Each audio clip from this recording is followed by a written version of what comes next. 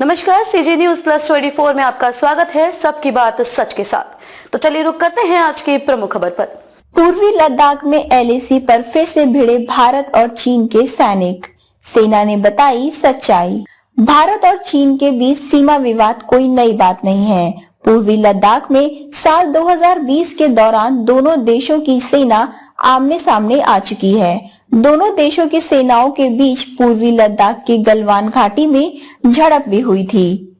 इस झड़प के बाद ही दोनों पक्षों के बीच सीमा पर तनाव कम करने के लिए बातचीत की बैठक होती रही है।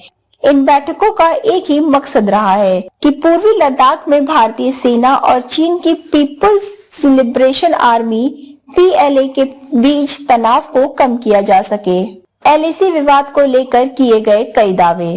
इस बीच दावा किया गया है कि एक बार फिर से पूर्वी लद्दाख में लाइन ऑफ एक्चुअल कंट्रोल यानी वास्तविक नियंत्रण रेखा एलएसी पर भारतीय सैनिकों की चीनी जवानों से झड़प हो गई है। ये भी दावा किया जा रहा है कि एलएसी पर लगातार माहौल बिगड़ रहा है। दोनों सैनिकों के बीच झड़प हुई है जिसने सीमा पर तनाव बढ़ा दिया है। वहीं अब भारतीय सेना की तरफ से इस पूरे मामले पर बयान दिया गया है जिसने इन चर्चाओं पर भी पूरी तरह से विराम लगाया है। सीमा विवाद को लेकर भारतीय सेना ने क्या कहा?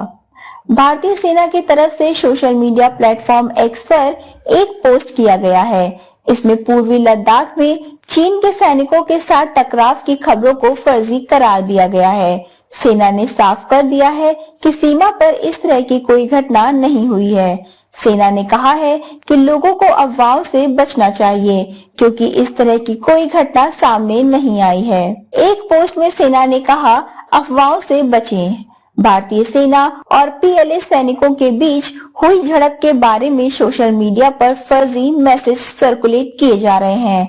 ये खबर गलत है और इस तरह की कोई घटना नहीं हुई है। सभी से फेक न्यूज के खिलाफ सावधानी बरतने की अपील की जाती है। पोस्ट में उन एक्स पोस्ट के स्क्रीनशॉट को भी शेयर किया गया है जिन्होंने ये अफवाहें फैलाई थी। कैसे फैली एलएसी विवाद को लेकर अफवाह? दरअसल एक्स पर कई यूजर्स ने पोस्ट किया कि पूर्वी लद्दाख के बुतरसे इलाके में सेना और बीएलए के जवानों के बीच झड़प हुई है। दावा किया गया कि झड़प की घटना लद्दाख के पिलर पॉइंट पर 12 पर हुई है। इस झड़प में गढ़वाल और चीन के 14 सैनिक शामिल थे। जब ये अफवाह तेजी से फैलने लगी तो सेना ने सामने आकर इसका खंडन कर दिया। खबरों में अब तक के लिए बस इतना ही। फिर होगी आपसे मुलाकात ऐसी किसी बड़ी और खास खबर के साथ। तब तक के लिए नमस्कार और देखते रहिए सीजी न्यूज प्लस 24।